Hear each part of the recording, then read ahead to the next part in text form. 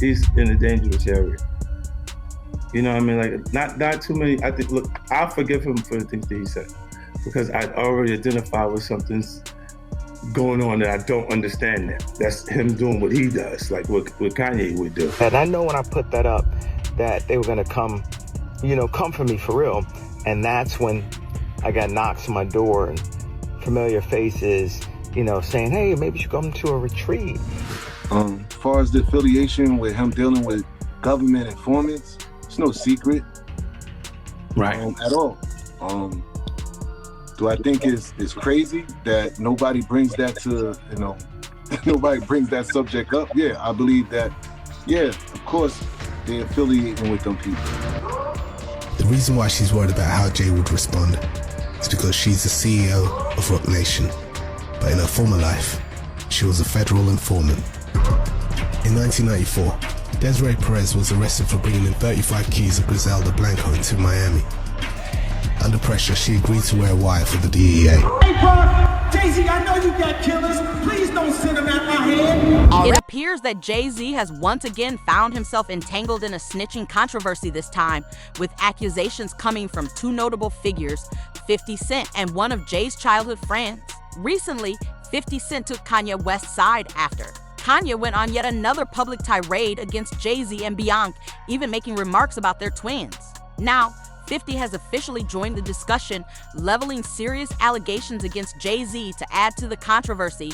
50 Cent previously accused Big Meech of being a rat, but it seems he now has an even bigger name in mind, Jay-Z. The situation has escalated further due to a resurfaced interview with one of Jay-Z's childhood friends, which is now circulating online. In the interview, the individual claims that Jay-Z once attempted to portray him as a snitch while allegedly collaborating with federal authorities in secret. But that's not the only revelation. Following the recent passing of Irv Gotti, new reports have emerged suggesting that Jay-Z and Diddy may have conspired with federal agencies to prevent the rise of an independent Black-owned music distribution company. And it was easy metrics because instead of you recouping $1 million, you recoup $1.1 million. Right? Shortly after that, the feds raided me. So, does 50 Cent have a valid reason to call out Jay-Z? Or is this just another example of him using any opportunity to take shots at his longtime rival? The public seems divided. Some criticize 50 for enabling Kanye and believe he's using this situation to fuel old grudges. On the other hand, others commend him for being one of the few industry figures willing to publicly challenge Jay-Z. With so many layers to this story, let's break it all down. Offering a description is crazy, but when you start getting in certain areas, they're not going to actually be compassionate for what's going on with him, or because he's not crazy where he doesn't know what he's saying. He knows exactly what he's saying. While much of the attention is on Kanye's controversial remarks about Jay-Z and Beyonce's children, 50 Cent has taken a different approach. Instead of condemning Kanye, he appears to be amused by the situation, joking about struggling to keep up with Kanye's hostility toward Jay-Z. For those who missed it, Kanye recently unleashed an intense rant on X, targeting the Carters in an especially offensive manner. He even went so far as to refer to their twins, Rumi and Sir, using a derogatory term. The backlash was immediate, but instead of stepping back, Kanye doubled down. He later claimed to feel sympathy for Jay-Z, but used the moment to air his grievances, some of which date back years. From expressing disappointment that Jay and Beyonce skipped his wedding with Kim Kardashian to blaming Jay for selecting Kendrick Lamar over him for the Super Bowl halftime show, Kanye held nothing back. He wrote, "I love Jay-Z, and I do feel bad. I always felt like the black sheep, like I wanted family in this music industry. I ran on stages thinking I was doing the right thing, but I always felt a slight like not coming to my first wedding, choosing Kendrick over me for the Super Bowl, or us never being invited to anything. Even taking jabs at my red hat on Da, I felt like both Jay and Beyonce could have used their influence to help me with my kids instead of just watching the Kardashians take control. That hurt. If you thought that was the end of it, you must not be familiar with Kanye's rants on X. He returned with more posts about the Carters, claiming that Jay-Z and Beyonce were slaves to the Jewish system and firmly stating that he would never apologize for his remarks about their twins. Kanye wrote, "There will never be an apology to the Carter family until they help me with my children. The Carters and the Kardashians are basically the same, except the Kardashians are involved in trafficking. Meanwhile, rather than calling out Kanye for these comments, 50 Cent appeared to encourage him. He reacted to Kanye's rant on Instagram, sharing a screenshot of Kanye's post about Jay-Z's children alongside an image of Kanye's upcoming album Bully. In his caption, 50 wrote, "I didn't post anything yesterday because you said the kids are censored. I can't compete with that kind of craziness. I'm listening to his album now." Naturally, Kanye quickly took notice of 50 Cent's reaction and wasted no time acknowledging it. He took to X to express his appreciation for 50's support after calling out Jay-Z and defending Diddy. However, to avoid any confusion,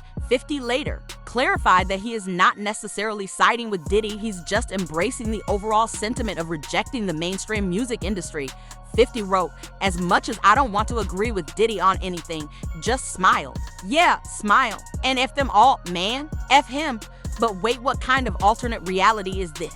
50 Cent, who has spent years actively working against Diddy, is now indirectly supporting someone who's defending him. Let's not forget that. 50 is currently producing a documentary on Diddy's alleged criminal activities. So, what's really going on here? After months of teasing, he would be unleashing a Diddy Do It documentary. It's now official.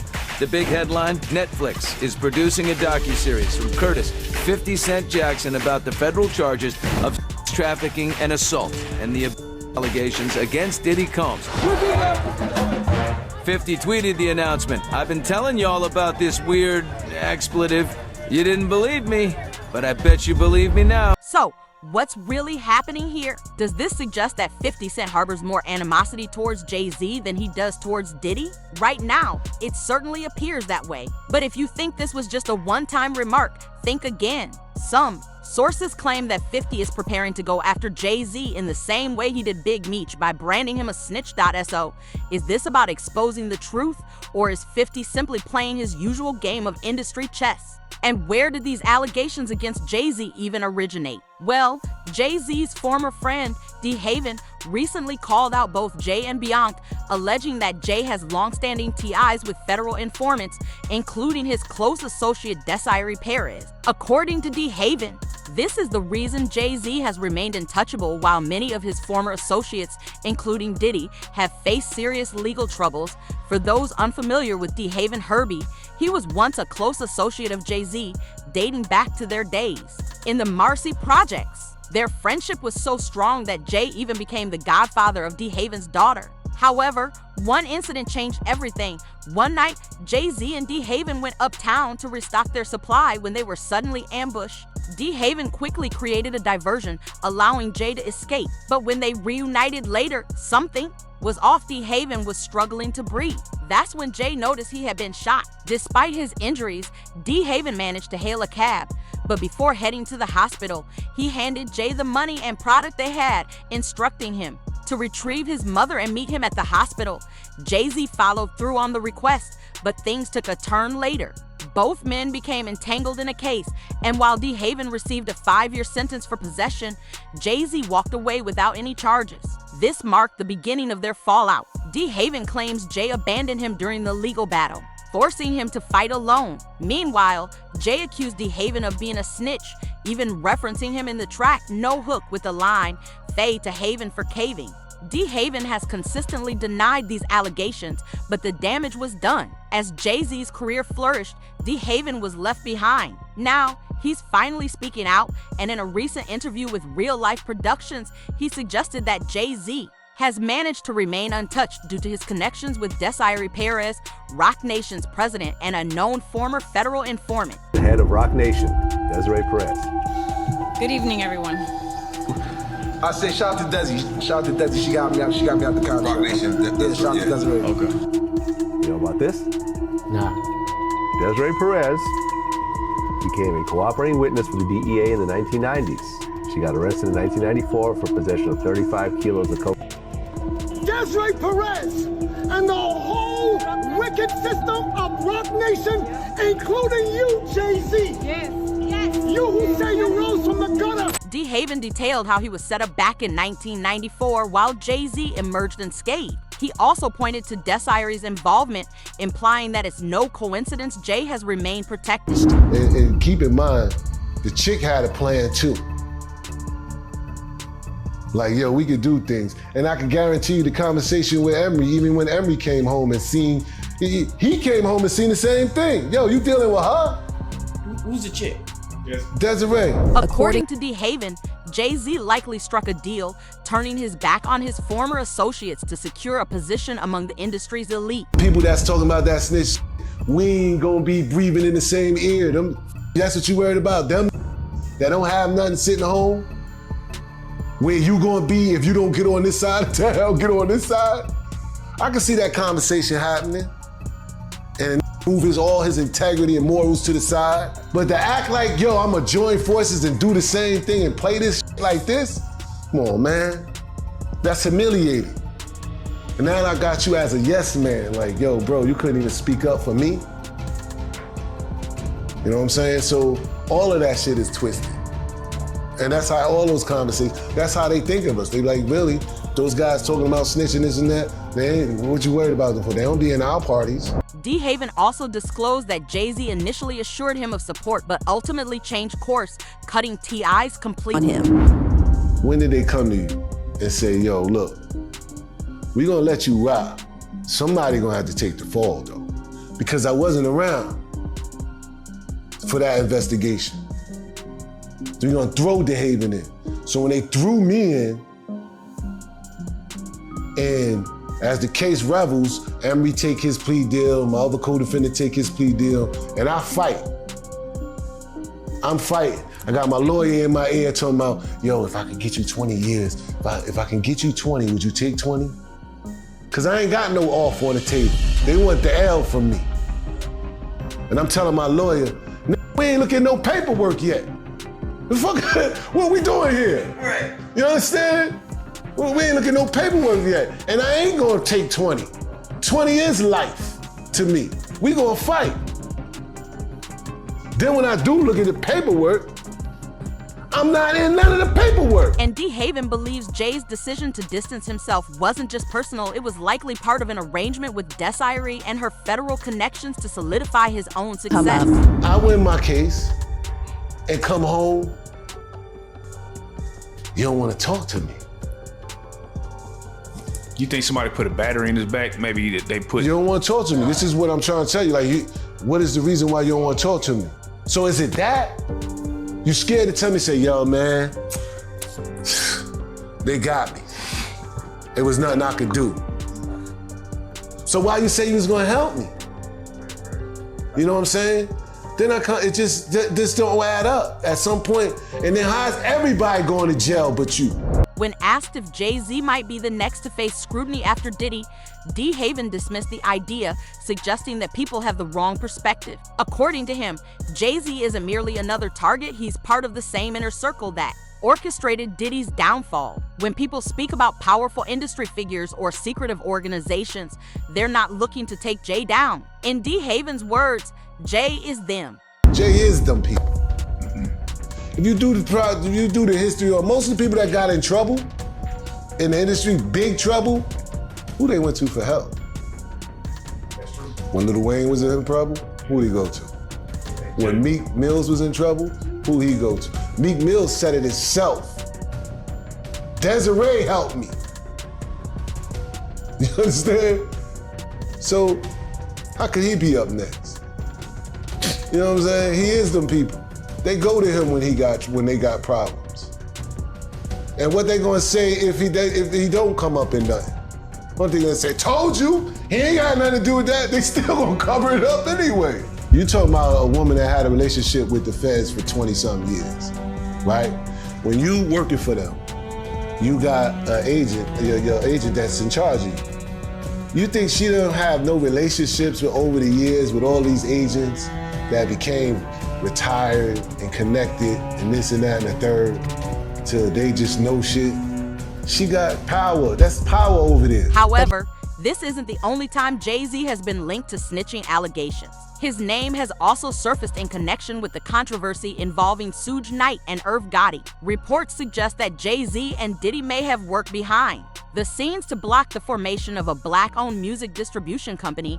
Industry insiders claim that in the early 2000s, Suge Knight, Irv Gotti, and Jay Prince were working on a major distribution network designed to give black artists full control over their music, eliminating reliance on major record labels. But before their plan could materialize, the federal government intervened with the so-called hip-hop task force, leading to legal troubles for all involved. Raids, RICO charges, and mounting legal battles ultimately derailed the project, while Jay-Z and Diddy emerged unscathed, maintaining their industry dominance. Knight was trying to meet up with Dame Dash, Irv Gotti, Jay Prince. They was trying to get a distribution company. It wasn't a distribution. It was a union. Honestly, it was all Suge's idea. It was all his plan, and it was a hell of a plan, man. He was like, yo, we get all the artists together. And he wasn't just talking about hip-hop, every artist in general. And he was like, okay, say you got $1 million budget. So instead of $1 million, you'd have $1.1 million with $100,000 going to the union. Now, this will all get recouped back to the artist. It'll go towards an annuity. It'll go towards a retirement fund. And it was easy metrics because instead of you recouping $1 million, you recoup $1.1 million. Someone left that meeting talking about our move. Unfortunately, the feds hit all of us at the same time, which I don't think was a coincidence. Jay went and told. He went and told. He blew the spot up. Feds came in and started hitting cases because they all said, yo, we're gonna put our money together. Now think about it now, how everybody get robbed off the stream. Meanwhile, Diddy's former bodyguard, Gene Deal, has alleged that Bad Boy Records possesses a stack of documents that reportedly reveal Diddy's extensive collaboration with federal authorities. As for Jay-Z, Gene didn't outright accuse him of snitching, but he did mention hearing from multiple trusted sources that Jay may have provided some level of assistance to the feds. When Puff, Kirk Burrows, that's the other person that was with them, they go over to the feds with all this paperwork, you understand? And I mentioned this before, you understand? They not only talking about the extortion stuff, they talking about how they trying to be made to have this what you call this promotion, this distribution thing. Now other people coming out talking about it. They putting Jay-Z was a part of it. They telling their story, and it all is coincide what we said years ago. Oh, about that. So Jay-Z, he told you? Said that years ago, man. Said that years ago. What are you gonna do? They gonna do whatever. Yo, listen to me. They're the reason why rap in New York went down the drain. They made sure that these young cats didn't come up with platforms and didn't come up with situations. Now, circling back to 50 Cent and the whole Kanye situation, this is where things get even more intriguing. Reports are now suggesting that once 50 wraps up his documentary on Diddy, he's allegedly planning to shift focus to Jay-Z, diving deep into the long-standing snitching allegations surrounding him.